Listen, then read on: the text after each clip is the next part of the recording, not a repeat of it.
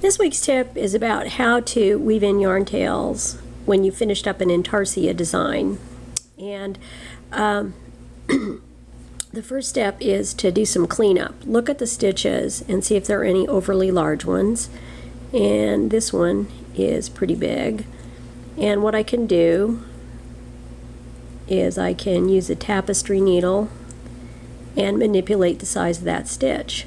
And this one is pretty big too. And notice how it's twisting over that way where I've got that hole. One of the things I'm going to want to do when I weave in my yarn tail is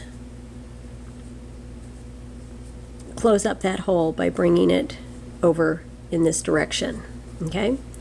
Now when I do duplicate stitch, I tend to use a slightly sharper needle because if you split the yarn on the back as you're doing this, it's going to keep those tails from showing through.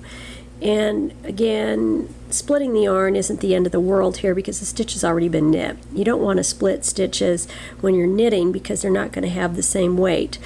Now, if I want to have that hole closed up, I need to have my yarn go over in that direction. And I'm just going to go through here and pull my yarn through and see how that looks.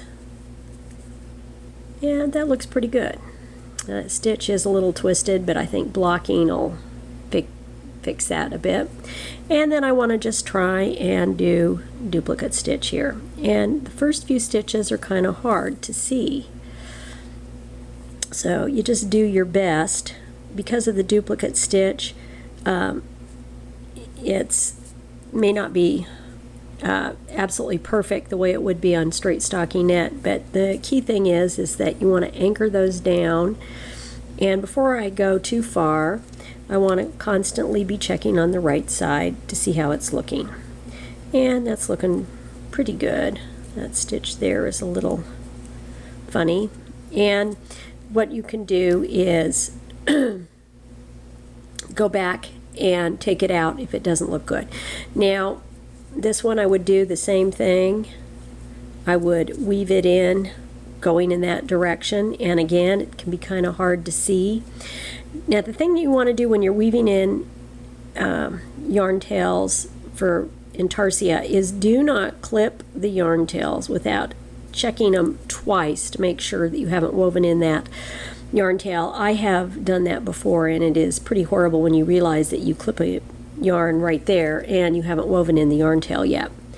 So I'm going to go ahead and weave in this yarn tail. And do I worry too much about going over the other color? Yeah, no, because if you're staying on the back, that's not really going to happen. And once you've got the stitch anchored down, I could weave in my duplicate stitch in another direction if I want to, but I just want to make sure that I've got it anchored at the first location and that it's not going to pull free. And for more information about duplicate stitch, go to the index in my blog. I've got tons of entries on them. Now, the other thing that I can do is notice how these stitches over here are a little big and I have a yarn tail over here.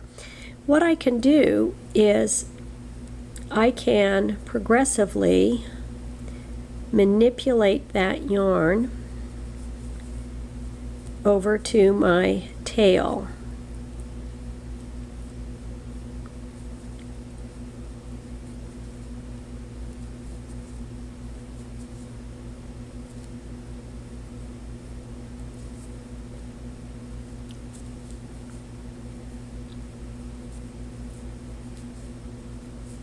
And then weave in the tail at that point.